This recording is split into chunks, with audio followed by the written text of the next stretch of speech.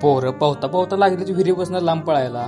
गाडीला आपल्या ताण लागलेली, मग तिची ताण पहिला मिटवली आणि गाडी तक्के आणून लावली. तेवढं तिकडे पोरांचं तर काय पोहा जायचे नियोजन काय होतच नव्हतं. मग तिथनं तसं नियोजन झालं, तसं गाडी पण डायरेक्ट विहिरीवर. आणि आज पाणी तर काय वर होतं आणि पोरं पण आज जास्तच होती. आणि ह्या एरियाला पोवायला कुंभ जाते पण आणि परगावातली पोरं पण पोवायला. तेवढा तिकडे पोर लागली ते का पटोपट गट्टा मारून पाणी लावायला. तुम्ही मग तसं नेमकं पोवा जाते का व्हिडिओ करायला. आपण पोहतो पण आपले मित्र असते ते व्हिडिओ करत बसते. मग काय आपल्याला मित्रांचा फुल सपोर्ट आहे, त्यामुळे आपण निवांत असतो ना. तेवढ्या तिकडे परतंतर मारला घरावरून सुळ आणि आलक्यात पण मारला त्या पाठोपाठ गेली गट्टा. मग काय पाण्यात झालं की लाटा तयार. आणि आता पण जवळपास 50 ते 60 पोरं होती फक्त पाहुणारी. आणि साहिलला असतोय भाऊ पावायला येत नाही पण दररोज बघायला मात्र येतोय. भावाचा विषय झाडावं आवरून निवांत साहिलला संग बोलत थांबलेलो. पण इकडे सक्षात आणि यशात नेमकं काय सुरू होतं तेच कळणार. सक्षाने नेमकं यशाला बुडावालाय का स्वतः बुडावलाय तेच कळणार. आणि ह्यात दुसराच पोरगा कोणतरी बाहेर आला एकदम पाण्यात. आणि पोर इकडे निवांत आनंदात पवायला तिथे मज्जा करत. आणि तेवढ्या तिकडे ह्यांच्या आनंदाला नजर लागली. ती म्हणजे काय या घरातला महू तुटला. त्यामुळे सगळेजण लागले रस्त्यावरून पळायला. पण किती पण पळली प्रत्येकाला एक तर माशी चावली. तसंच आम्ही पण एवढा टॉवेल गुंडाळला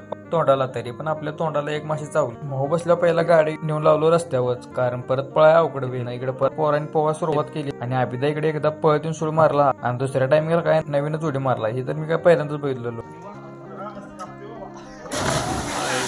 आणि इकडे सक्षाची वाट बघून मोया आणि सायलदा गेलते कटाळून अर्ध्या रस्त्यात. आणि जसं सगळ्यांचं पोहून चाललं तसं गाडीत किल्ला लावलं ते चाललं घराकडे. आणि हेच दोघं बघा मगाशी अर्ध्या वाटेत येऊन बसलेली. चला तर मग व्हिडिओ आवडत तर लाईक करा, शेअर करा, भाऊ तुमच्या फॉलो करा.